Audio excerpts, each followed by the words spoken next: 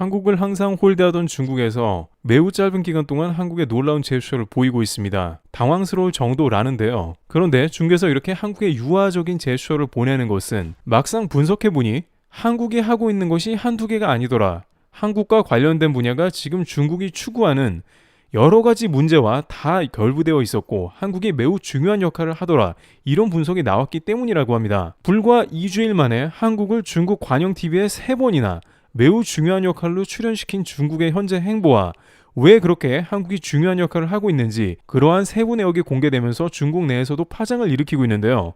뒤늦게야 중국이 이제서야 깨달았다며 한국의 바짓가랑이를 붙잡고 현재 중국이 어떤 행보를 보이고 있는지 구체적인 사항과 왜 이러는지 4가지의 이유를 들어서 설명해 보도록 하겠습니다. 첫 번째, 위드 코로나 이후 적극적인 외자 유치 행보를 보이는 중국이 이제 한국 기업을 향해서 손을 내미는 모양새인데요. 특히 지난주 시진핑 국가주석이 한국 기업을 깜짝 방문했죠. 그래서 관영방송인 중국중앙TV, CCTV가 또 잇따라 한국 기업 관계자 인터뷰를 또 방송했습니다. CCTV는 16일 저녁 메인 뉴스 프로그램인 신원 램보를 통해 자국 최대 무역 박람회인 중국 수출입 상품 교육회 칸톤페어 소식을 전하면서 한국 기업인 인터뷰를 방송했습니다. 휴대용 가스버너를 생산하는 한 중소기업 관계자를 한국 참가 업체로 인터뷰했습니다.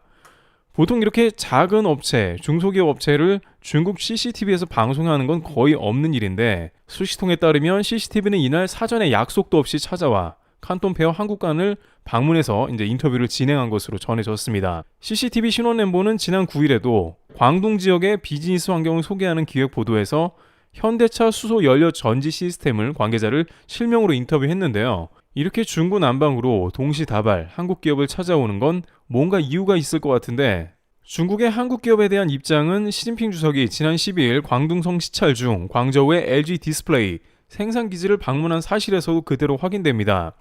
시 주석이 2012년 중국의 최고 지도자가 된 이후 중국 내 한국계 기업을 방문한 것은 전례를 찾기 어려운 이례적인 일이었죠. 시 주석은 LG 디스플레이 방문 현장에서 약 1시간 동안 브리핑을 받고 관계자들과 대화하면서 한중간의 우위를 강조하는 덕담을 전한 것으로 전해졌습니다. 관계자는 이를 두고 정냉경온, 정치적으로는 냉담하지만 경제적으로는 적극성을 보이는 그러한 기조를 한국에도 적용하기로 한 것으로 보인다는데요. 현재 미국에도 정치적으로 냉담하지만 경제적으로 협력을 가속하고 있는 것처럼 한국에도 똑같이 한다는 겁니다. 한국 기업 관계자는 중국 정부의 활동이나 관영 매체의 보도에 우연이라는 것은 없다라며 한국 기업과 관계를 개선하겠다는 긍정적인 신호로 받아들이고 있다고 말했습니다.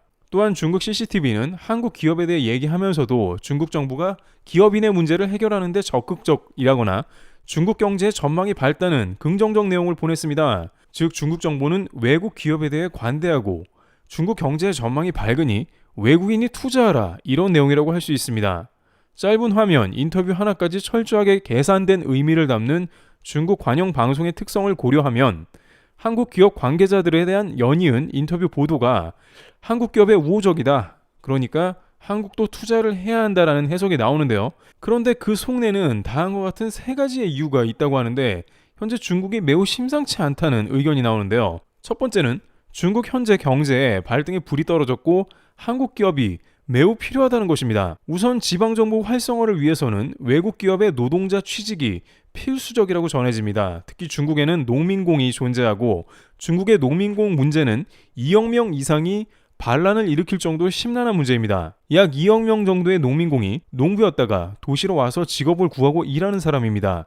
이들의 임금은 매우 적고 다만 이들은 외국 기업 투자를 통해서 더욱더 많은 기업에 취직이 되었던 것이죠. 그런데 만약 이들이 중국 정부의 반기를 든다면 이 문제는 매우 심각해진다는 겁니다. 바로 여기서 가장 큰 역할을 한 것이 외국의 대기업들인데 이 중에 한국 기업의 역할이 아주 컸다는 것이죠.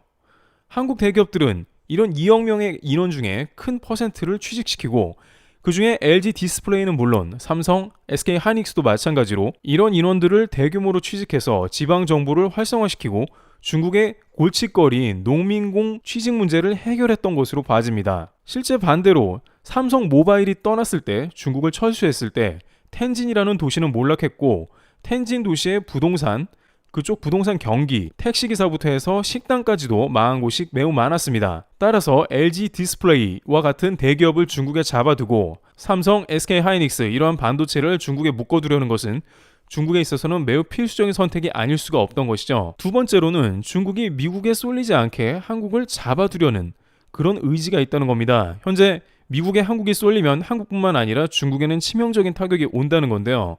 그런데 하필이면 지금 미중 간의 갈등뿐만이 아니라 미국과의 다양한 문제가 불거져 이런 상황이면 매우 곤란하다는 겁니다.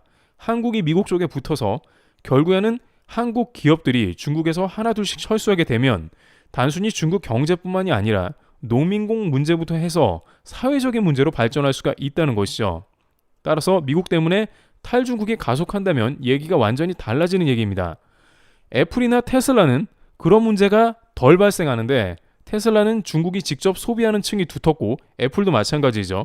게다가 미국 정부의 강력한 지지가 이면에 있기 때문에 오히려 미국 기업은 안전하지만 한국 기업은 미국의 반대에 부딪히고 있고 일정 부분은 반드시 철수해야 하는 그런 상황에 부딪혀 있기 때문에 중국은 이를 두려워하고 미중 간의 갈등 가운데 한국 기업을 잡아두려고 하는 게 당연하다는 것이죠. 그리고 세 번째는 페트로 위안화 아시아 통화 문제입니다. 이는 통화 패권 문제인데요. 중국은 이제 달러를 밀어내고 통화 패권을 추구하는 국가로 당연히 이 문제에 있어서 한국을 자기 편으로 만들려고 한다는 것입니다. 중국은 아시아에 통화되는 통화를 중국 위안화로 대체하기를 원합니다. 달러를 밀어내고 모든 무역과 경제, 금융에 있어서 위안화를 중심에 대게 하길 원하는 것입니다. 그러한 가장 큰 시도가 현재 중동 지방에서 일어나는 페트로 위안화 결제 문제이고 이는 사우디에 계속 요청을 하고 있으며 이미 브라질과는 양국 무역 간에 룰라 대통령과 함께 중국 위안화를 사용하기로 합의를 봤습니다. 그런데 만약에 이런 상황에서 브라질이 아닌 한국 정도의 급이 되는 나라가 중국에 붙어버리면 중국은 완전히 천군만마를 얻게 됩니다.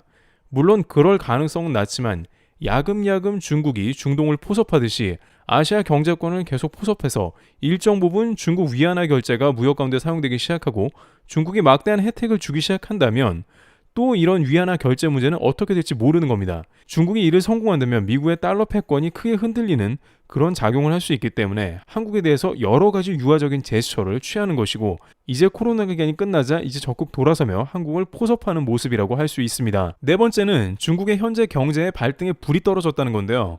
알다시피 부동산으로 인해서 현재 동맥경화가 되고 있는데 중국의 GDP를 떠받치는 것은 바로 중국의 부동산입니다. 거의 절반 이상을 중국 부동산 그 숫자로 인해서 지탱하고 있었던 거에 중국 경제인데 현재는 중국 정부가 신뢰를 잃었기 때문에 아무리 부동산을 사라고 해도 사실 않습니다. 그래서 이런 경기를 떠받치기 위해서는 외국 투자기업이 투자가 되고 중국 내에 돈이 돌게 하면 서서히 경제가 풀어지면서 그것이 다시 부동산으로 연결돼서 효과를 나타내 주길 바라는 것입니다. 중국 경제가 살아나야 다시 부동산 소비가 활발해지고 그것은 중국 경제를 받칠 수 있는 선순환이 되기 때문이죠. 그러나 중국 정부가 막상 부동산을 강력하게 규제한 다음에 이제 와서 풀려고 하는 등 이랬다 저랬다를 반복하니 중국 국민들에게 신뢰를 잃었고 결국 이것이 해결이 안 되자 외국 투자기업을 다급하게 찾아 특히 한국 기업과 같은 기업들을 모아서 그러한 부동산 문제도 해결해 보려는 그런 의미가 들어갔다고 할 수 있습니다. 여기에 또 중국의 1대1로 채무는 굉장히 어마무시한 수준으로 약 2조 달러가량이 채무로 묶여있다고 할 수 있습니다. 일각에서는 1대1로 패권을 위해 2조 달러 쓰고 패권을 가져가면 그게 남는 장사라고도 하지만 1대1로 하나만 있다면 문제가 없지만 앞서 얘기했듯이 지금 중국이 해야 될 거는 페트로 위안화 문제, 아시아 통화를 중국 위안화가 주도하는 것, 게다가 미중 무역 전쟁에서 반도체 문제도 걸려있고 그리고 지방의 지방정부 활성화 경제, 농민공 문제 등 너무 여러 가지 중국 경제 문제를 한 번에 다 해결을 해야 되는 상황인데 여기에 1대1로까지 얹어졌으니 2조 달러가 평소 같으면 중국이 충분히 소화할 수 있으나 이제는 부담스럽다. 이제는 그 채무를 받을 방법이 없다. 이렇게 해서 중국 정부가 너무나 결정적으로 타격을 받고 있는 상황이라고 할 수 있습니다. 이러한 여러 가지 면에서 중국은 한국과 묶여있는 상황인데 한국을 떠날 수가 없고 한국을 잡아야 하며 한국과 가까이 지내려고 하는 그런 움직임이 보이려고 하고 있습니다. 물론 한국뿐만이 아니라 유럽 그리고 미국까지도 경제적으로는 이제는 중국과 함께 가자 이런 분위기가 연출되고 있는데 과연 러시아 전쟁을 비롯해서 대만 문제 등 너무나 정치적으로 다른 면을 보이고 있는 중국이 과연 한국과 융합이 될지 귀추가 주목되고 있는 시점입니다. 트러블 튜브였습니다. 감사합니다.